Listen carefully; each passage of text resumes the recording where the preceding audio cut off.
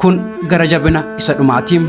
Gocha gara jabinaa kana kan raawwate Oromoodha soo ta'eetii silaa miidiyaan biyya keessaaf biyya alaa jiru gocha suukanneessaa kana wal harkaa fuudhee dubbachuutti jira.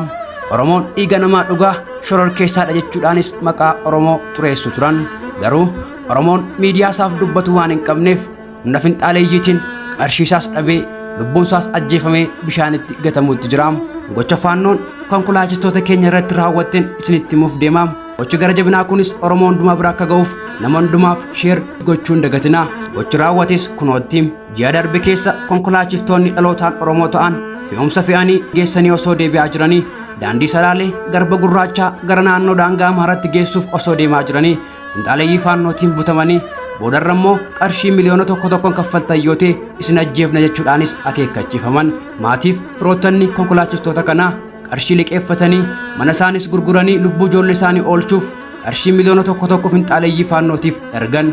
Garuu gara jabeeyyiin lubbuun namaa homaatti hin fakkaanne kun faannoon qarshii miliyoona tokko erga argatteen booda egaa amma harka keessa wal qabadhaatii gara laga fuulduraa jiruutti deemaa jechuun labsiteem. Konkolaachistoonnis bilisa ba'anii irra se'anii gammadanii yeroo isaan harka wal qabatanii gara lagaatti deeman faannoon dudduuba isaaniitiin rasaasa roobsuudhaan laga keessatti akka isaan kukkufan taasifteem. Egaa maatiin konkolaachiftootaa qarshii isaanis dhabanii ijoollee isaanis dhabanii reeffa ijoollee isaanii awwaallachuudhaaf carraa isaan arganneem. Gara jabinni kana caalu egaa maaltu jira? Qarshii isaanii dhabanii lubbuu ijoollee isaanis dhabanii reeffa ijoollee isaanii iyyuu awwaallachuuf carraan arganneem. Konkolaachistoota faannoon daandii irratti qabamuun ajjeefamuun himame keessaa tokko kan ta'e nama isin haadha warraaf daa'ima isaa faana suuraa irratti argaa jirtan kanadha. Maqaan isaas Geetaachoo Magarsaa jedhama. Innis finxaaleeyyii faannoon qarshii miliyoona tokko kaffaltu malee si ajjeefna yeroo ittiin jedhan haadha warraasaatti bilbiluun haala keessa jiru yeroo itti himu haati warraasaas hojjennee isiniif kaffalla jechuudhaan namarraa qarshii liqeeffachuun qarshii miliyoona tokko ergiteettiifim. Ta'us garuu lubbuu abbaa manaa isheetii baraaruu hin dandeenyeem. Finxaaleeyyiin abbaa manaa ishee kanas ajjeesanii bishaanitti darbataniim. Egaa maatiin mucaa kanaa daa'ima isaanii faana bakkeetti afanii jiru.